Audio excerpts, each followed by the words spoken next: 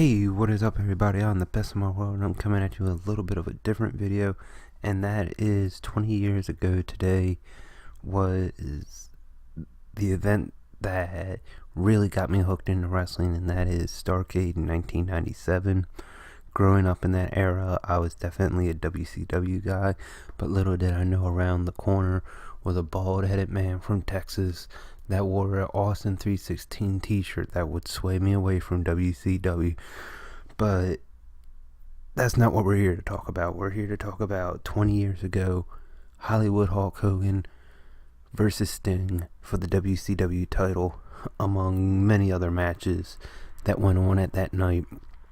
And let's just get right on into it. The event took place in Washington, D.C., at the arena that the Wizards play at. At the time, it was the MCI Center. I'm not sure what it's called now. It might be the Verizon Center. That was the last time I remember it being called, is the Verizon Center. If it is something different, please let me know. Let's just get right on into it with the commentary team of Dusty Rhodes, the American Dream, Tony Schiavone, and Iron Mike Tenay. And as far as I know, there's no pre-matches, like a match at least before the pay-per-view goes underway.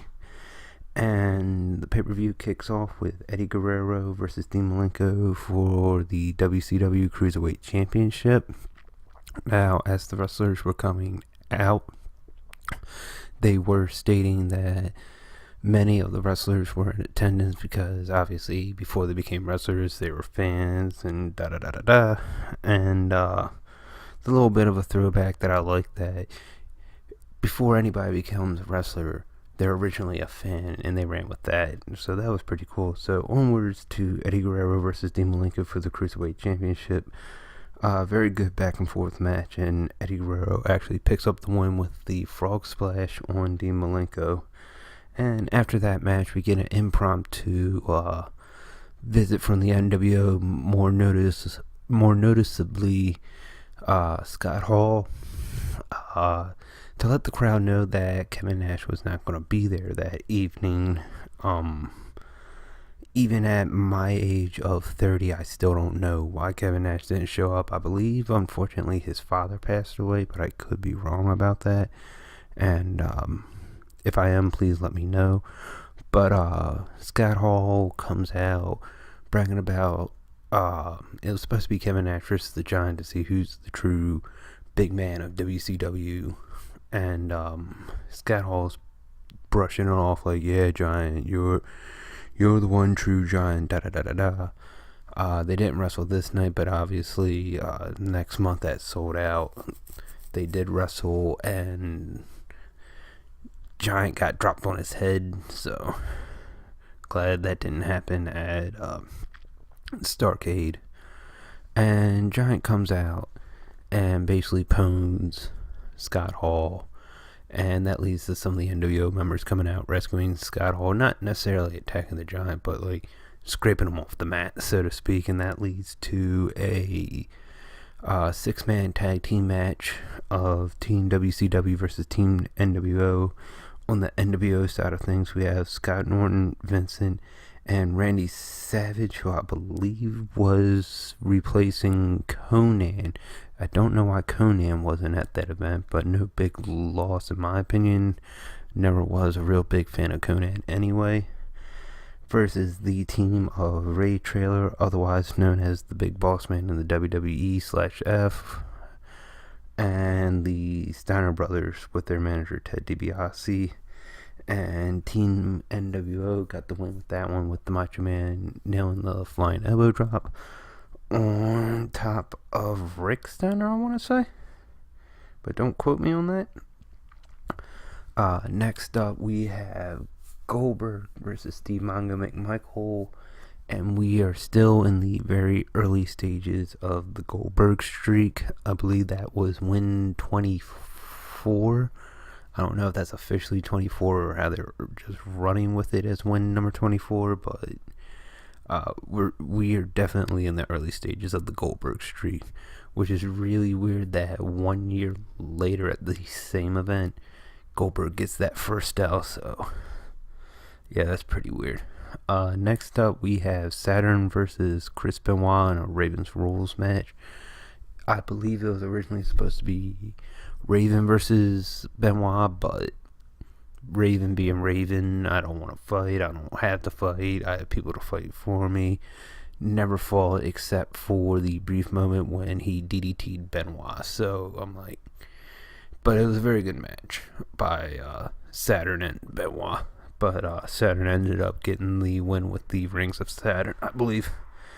Next up, we have Buff Bagwell of the NWO versus Lex Luger. And prior to this, I believe 4 weeks leading up to Starrcade on Nitro and WCW Saturday Night Main Event, or whatever it was, Buff Bagwell, either by hook or by crook, was getting wins over Lex Luger, and it culminated into a match at Starrcade, which Buff Bagwell ended up winning when I believe Scott Norton somehow had Rick Steiner's chain that he wears when he comes out to the ring and knocked out Lex Luger. Buff gets the pin. Next is Kurt Hennig, or Mr. Perfect, depending on which generation you grew up watching the man, for the WCW United States Heavyweight Championship. Now, my memory's a little foggy, but I believe it was supposed to be Ric Flair versus Hennig, and it just never happened. Why, I don't know, but DDP gets his first real major singles title win.